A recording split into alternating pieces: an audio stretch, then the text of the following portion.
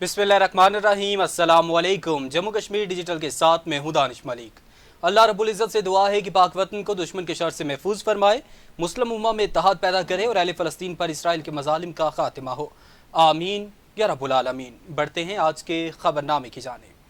Justice Yahya Afridi ने पाकिस्तान के 30वें chief justice की हैसियत से हलफ उठा लिया।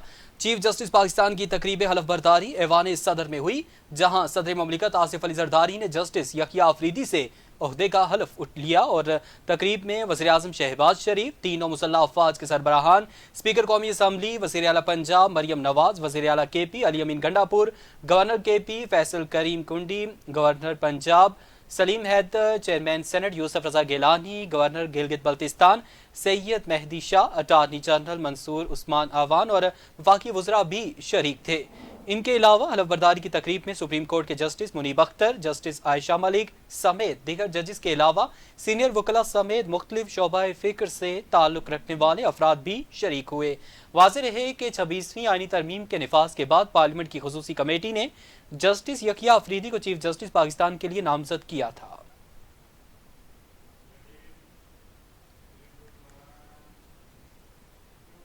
वज़ीर आज़म आज़ाद कश्मीर चौधरी अनवारुल हक ने कहा है कि 27 अक्टूबर जम्मू कश्मीर के आवाम के लिए स्याह तरीन दिन है और इस दिन 1947 में हिंदुस्तान ने तकसीम बरसगीर के असूलों की खिलाफ वर्जी करते हुए अवाम की ख्वाहिशात के बरक्स कश्मीर में अपनी फ़ौजें उतार कर एक हिस्से पर कब्जा कर लिया।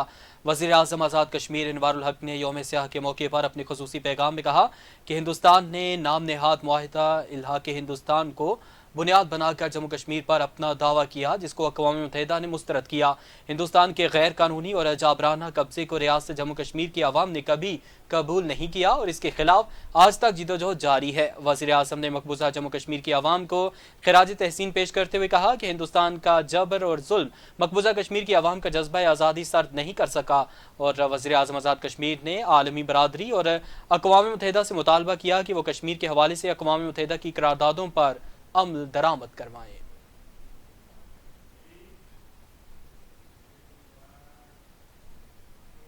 वफाकी वजीर अमीर मकाम ने कहा है कि मसला कश्मीर का सलामती कौंसिल की करारदादों के मुताबिक हल चाहते हैं। इस्लामाबाद में कश्मीरी रहनुमाओं के हमरा प्रेस कॉन्फ्रेंस करते हुए अमीर मकाम का कहना था कि भारत ने मकबूजा कश्मीर पर गैर कानूनी कब्जा कर रखा है। 27 अक्टूबर 1947 को भारतीय फौज मकबूजा जम्मू कश्मीर में दाखिल हुई। उन्होंने कहा कि मसला कश्मीर का सलामती कौंसिल की करारदादों के मुताबिक हल चाहते हैं। इंसानी हकूक की बात करने वालों को मकबूजा कश्मीर में मुजालिम नजर क्यों नहीं आते? मसला कश्मीर कश्मीरी अवाम की उमंगों के मुताबिक हल किया जाए। वफाकी वजीर का कहना था कि कश्मीरियों की बहादुरी को सलाम पेश करते हैं। कश्मीरी आज भी आज़ादी के लिए कुर्बानियां दे रहे हैं। जुल्म और जबर से कश्मीरियों की आवाज़ नहीं दबाई जा सकती। पाकिस्तान ने हमेशा मसला कश्मीर को हर फोरम पर उजागर किया। अमीर मुकाम का मजीद कहना था कि तमाम सियासी क़यादत मसला कश्मीर पर मुत्तहिद है। अक़वाम मुत्तहिदा मसला कश्मीर के हल के लिए अपना किरदार अदा करे।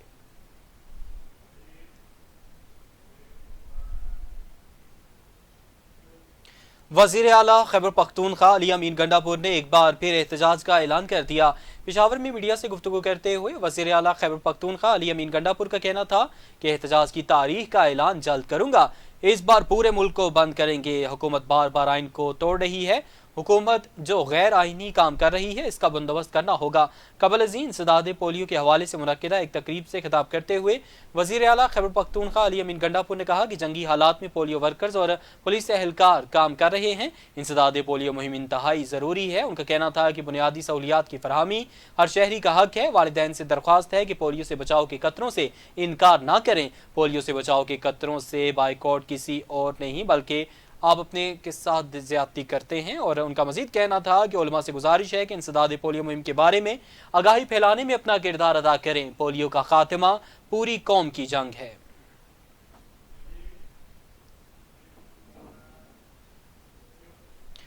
डॉक्टर आफिया सिद्दीकी की सेहतयाबी और वतन वापस लाने से मुतालिक दरख्वास्त पर समात में एडिशनल अटार्नी जनरल ने इस्लामाबाद हाई कोर्ट को आगाह किया कि हुकूमत ने वफ्द अमरीका भेजने का फैसला किया है। इस्लामाबाद हाई कोर्ट में जस्टिस सरदार एजाज इसहाक खान ने डॉक्टर आफिया सिद्दीकी की सेहतयाबी और वतन वापस लाने से मुतालिक फौजिया सिद्दीकी की दरख्वास्त पर समात की। एडिशनल अटार्नी जनरल नुमाइंदा वजारत खारजा अदालत में पेश हुए।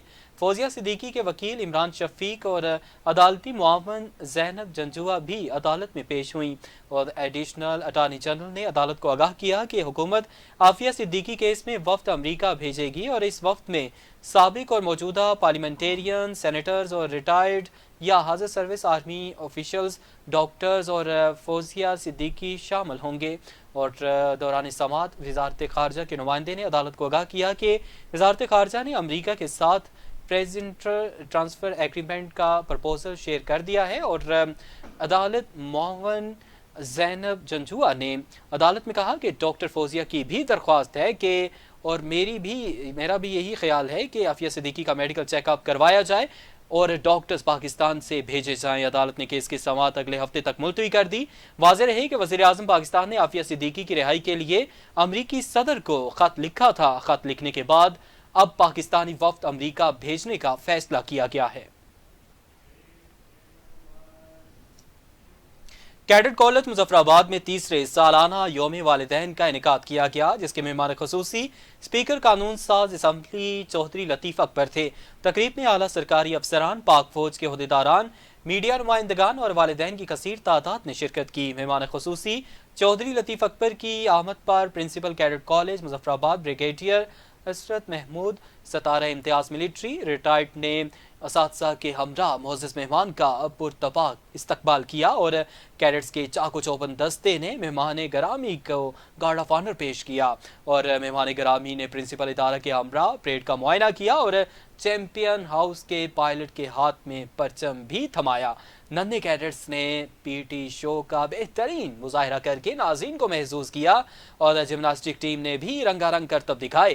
پرنسپل ادارہ بریگیڈیئر عشرت محمود نے کالج کی سالانہ کارکردگی رپورٹ پیش کی اور پرنسپل ادارہ نے معزز مہمان کو کالج کی شاندار کارکردگی، بہترین نتائج اور کالج میں نصابی اور ہم نصابی سرگرمیوں کے حوالے سے معلومات فراہم کی۔ اور چودھری لطیف اکبر نے خطاب کے دوران کیڈٹ کالج مظفرآباد کے پرنسپل اور اساتذہ کی کاوشوں کو سراہتے ہوئے کہا کہ کیڈٹ کالج مظفرآباد کیڈٹس کی کردار سازی کے حوالے سے موضوع ادارہ ہے جو کیڈٹس کی پوشیدہ صلاحیتوں کو نکھارنے میں کردار ادا کر رہا ہے۔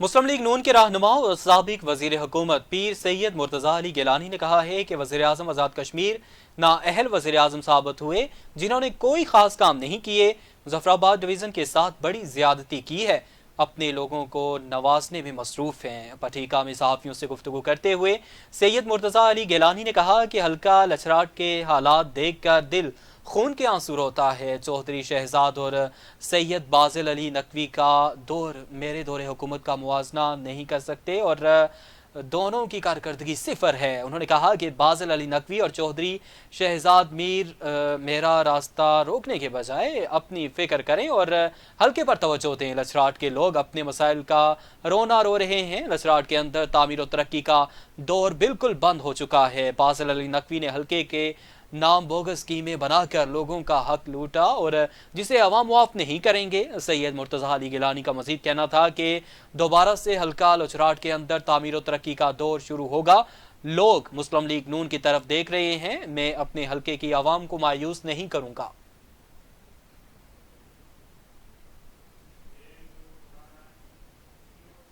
وادی نیلم میں یتیم بچیوں کے حق میں آواز اٹھانے پر صحافیوں کے خلاف مقدمات درج، صحافتی تنظیموں کا احتجاج۔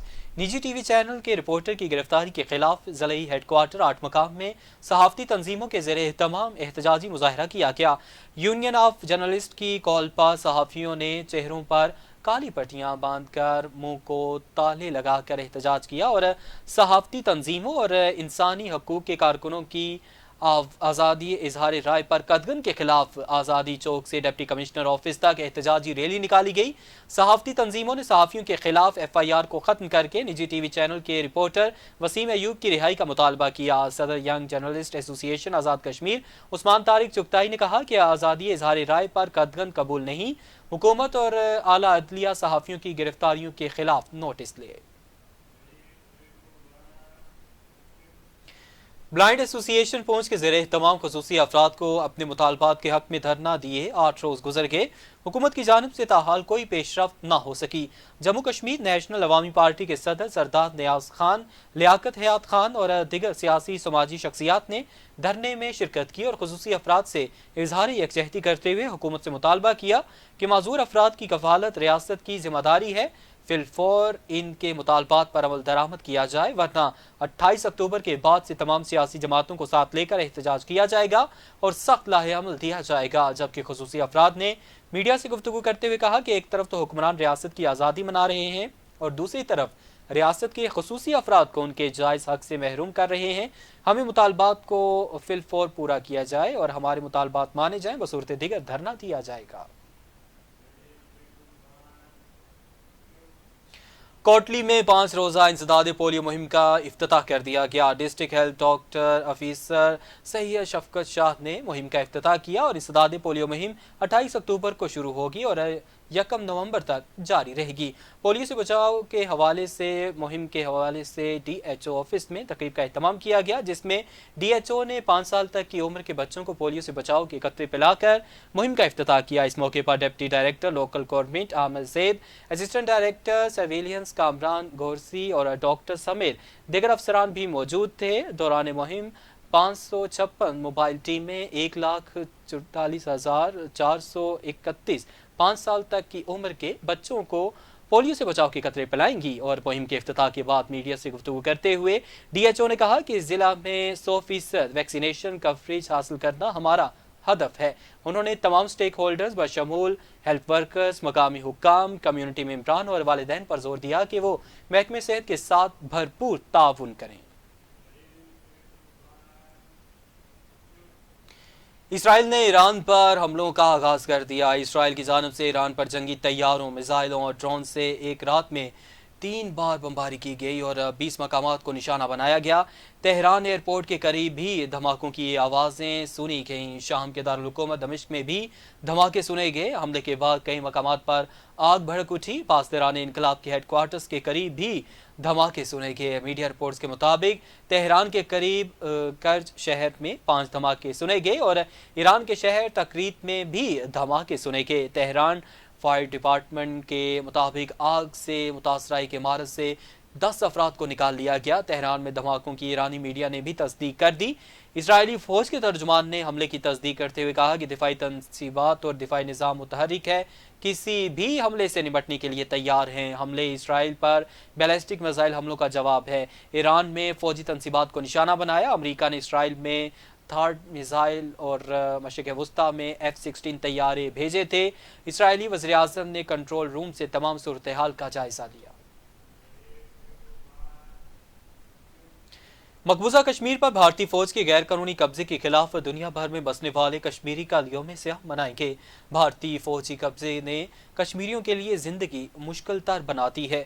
مقبوضہ خطے پر قبضے سے شدید پابندیاں اور انسانی حقوق کی وسیع خلاف ورزیاں ہوئی ہیں اور روزمرہ زندگی، معاشی استحکام بری طرح متاثر ہوا۔ بھارتی حکومت کا یہ وعدہ کہ آرٹیکل 370 کی منسوخی سے جموں کشمیر میں استحکام، معمولات اور معاشی خوشحالی آئے گی، خطے کی معیشت کے لیے تباہ کن ثابت ہوئی۔ اقتصادی ترقی کی رفتار سست پڑ گئی۔ بھارتی مقبوضہ جموں کشمیر کی معیشت پر منفی اثرات مرتب ہوئے اور گزشتہ 5 سالوں سے مقبوضہ کشمیر میں موجودہ معاشی بحران در حقیقت ماضی میں ہندوستانی حکومت کے بے لگام اور بلا جواز اقدامات کا نتیجہ ہے۔ چھوٹے کاروبار اور دکانیں، بنیادی شعبے بشمول زراعت، باغبانی، سیاحت اور دستکاری کی صنعت سبھی بری طرح متاثر ہوئے ہیں۔ دنیا کو اس حقیقت کو تسلیم کرنا چاہیے کہ مقبوضہ کشمیر میں بھارت کے امن اور ترقی کا وہ بیانیہ جھوٹا ہے جس کو بھارت تعمیر کرنے کی کوشش کر رہا ہے۔ بھارتی فورسز نے مقبوضہ جموں کشمیر کے مختلف اضلاع میں محاصرے اور تلاشی کی کارروائیوں کا سلسلہ مزید تیز کر دیا ہے۔